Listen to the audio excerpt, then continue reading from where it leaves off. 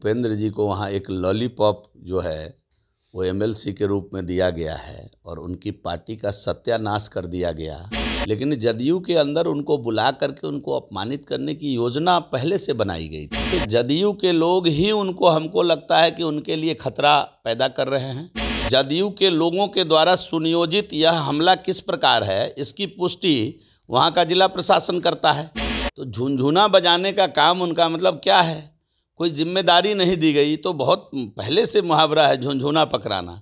नमस्कार, आप देख रहे हैं लाइव सिटीज। मैं हूं आपके स्टार शिवम। 5 दिनों के अंदर उपेंद्र कुशवाहा ने आज दूसरी बार एक प्रेस कॉन्फ्रेंस किया और उन्होंने मुख्यमंत्री नीतीश कुमार पर जोरदार हमला भी बोला है। और उन्होंने यहाँ तक कह दिया कि मुझे संसदीय बोर्ड अध्यक्ष बनाने के नाम पर झुनझुना थमाया गया है। ऐसे में इस वक्त हमारे साथ बिहार सरकार के पूर्व मंत्री जीवेश मिश्रा हम उनसे बात करेंगे।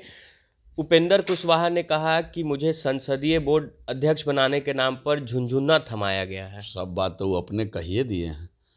ये बात हम बहुत पहले आपके चैनल पर कहे थे कि उपेंद्र जी को झुनझुना पकड़ाया गया है।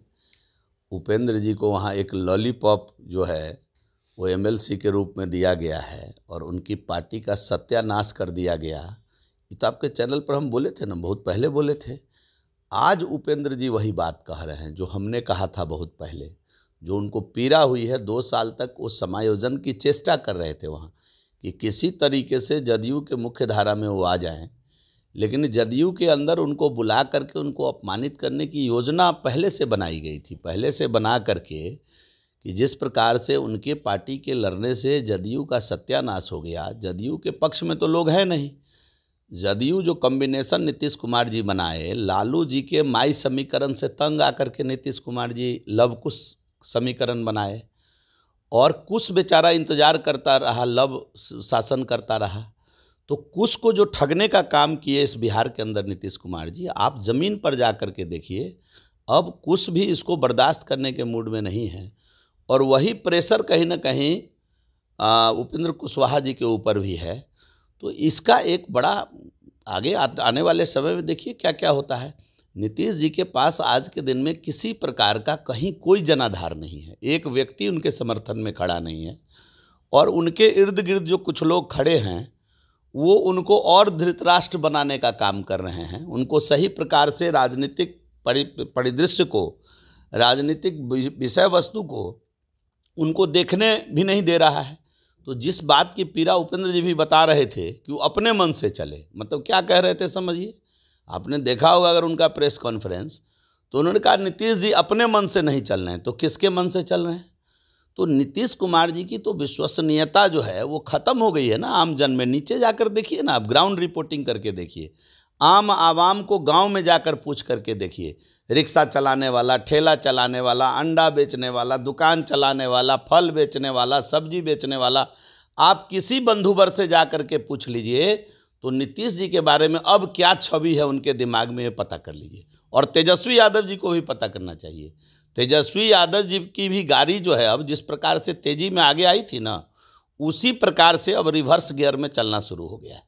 उन्होंने पूरे प्रेस कॉन्फ्रेंस के दौरान कहा कि उन्होंने मुझे जेडीयू संसदीय बोर्ड का अध्यक्ष बनाया, एमएलसी बनाया, पर कोई अधिकार नहीं मिला। एक ही शब्द तो उन्होंने कहा कि हमको झुनझुना पकड़ा दिया। तो झुनझुना बजाने का काम उनका मतलब क्या है? कोई जिम्मेदारी नहीं दी गई, तो बहुत पहले से मुहावरा है झुनझुना पकड़ाना। मतलब कोई जिम्मेदारी नहीं देना, उनको अपमानित करना। जिस प्रकार से जो इस बार 20 के विधानसभा चुनाव में जदयू का सुपड़ा साफ हो गया दक्षिण बिहार में, आपने देखा होगा। अंदर से जदयू के जो सिपह सलाहकार है उन्होंने पूरा दोष कहीं ना कहीं, बाहर तो चिराग पासवान का नाम लिया, लेकिन अंदर जब इसकी समीक्षा किया तो देखा कि हमारा जो जनाधार वाला वोट है कुश, वो मेरे साथ नहीं रहा इस चुनाव में। इस नाते उन्होंने कुशवाहा को आनंद फानंद में शामिल किया और उनको बेइज्जत करके फिर बाहर निकालने की चेष्टा कर रहा है, आप देख रहे हैं। एक आखिरी सवाल, कल वो बक्सर से पटना लौट रहे थे तो उनके काफिले पर हमला भी हुआ, जिसके बाद उन्होंने प्रेस कॉन्फ्रेंस में भी इस बातों को कहा। देखिए, जदयू के लोग ही उनको, हमको लगता है कि उनके लिए खतरा पैदा कर रहे हैं। उपेंद्र जी को ये बात अब ठीक से समझ लेना चाहिए। अभी भी वो जो गुस्सा और प्रेम दोनों दिखा रहे थे अपने प्रेस कॉन्फ्रेंस में, इसका सही आकलन मूल्यांकन करना चाहिए।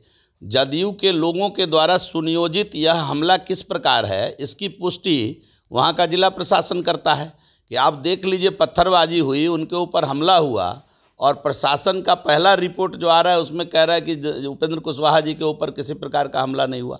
मतलब हमले को प्रशासन क्या है, सुनियोजित तरीके से या तो करवाया है या हमलावर को बचाना चाह रही है।